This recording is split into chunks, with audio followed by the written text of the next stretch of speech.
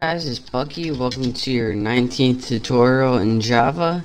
And in this tutorial, I'm going to be going over something called an else-if statement. Now, what an else-if statement is pretty much a way of giving Java many options.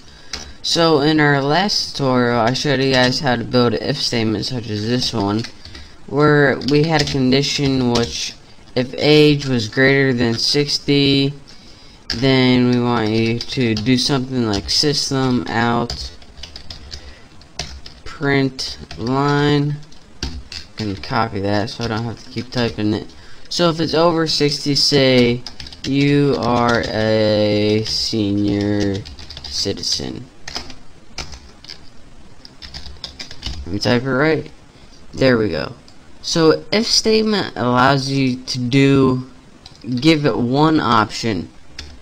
We also have something called else, which gives it another option. Say else if it's less than 60, you are a young buck. And when we run this, make sure we don't got any errors. It says you are a young buck. So again, a simple if statement, what this allows you to do is give it one option and an alternative option.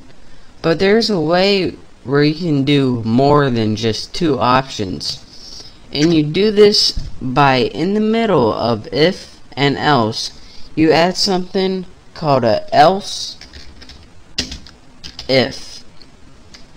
And what this is pretty much a third option. So let's say, alright, if age is greater than 60, print this. Actually, let's put greater or equal to.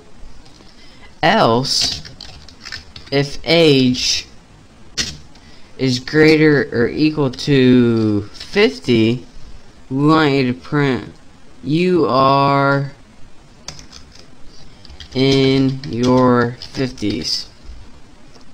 And we can have as many of these else if statements as we want. So unlike last time where we only had one alternative, it tests to see if age is equal or where it stands in many different tests. So if it's greater than 60, do this. And if it's not greater than 60, then it must be less than 60. So else if it's greater than 50, do this. And we can do this all the way down. Actually, let's go ahead and just copy that, save us some time. Copy and paste, and change this to 40 and 40s. So let me put 45, and I'll show you guys why this does this. Go ahead and put run, and it says you are in your 40s. So here's what it did.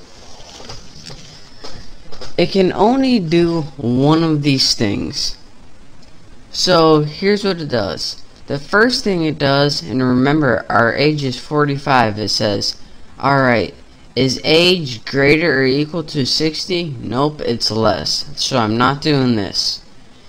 Is age greater or equal to 50? Nope, it's not. So I'm not doing this. Is age greater or equal to 40? Yes, it is greater than 40. So I am doing this. You are in your 40s. So that's why it outputted you are in your 40s. And again, whenever you use an if statement, as soon as it finds its answer, it exits the whole thing. So it can only do this, this, this, or this. And since it did this one, since age was greater than 40, there was no need to go to the else because it already found its answer. So that's how you can give a variable many tests using an if else statement.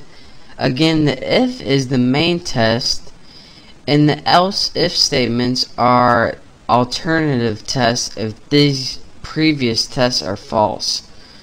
So it's pretty much just a way to give it a bunch of different options when testing the same variable, or you can even test different variables if you want to be dumb. But that's your basic tutorial on an else if statement and how to use it in Java programming. Again, it's called else if, and it goes in between the if and else to give it more options. So in the next couple of tutorials, I'll probably be clearing this up later and showing you guys why it's actually useful in applications. But for now, I just wanted to show you guys the basics of it. So thank you guys for watching. Make sure to subscribe to my channel, and don't forget to check out all my other videos. So again, thank you, and I'll see you in the next tutorial.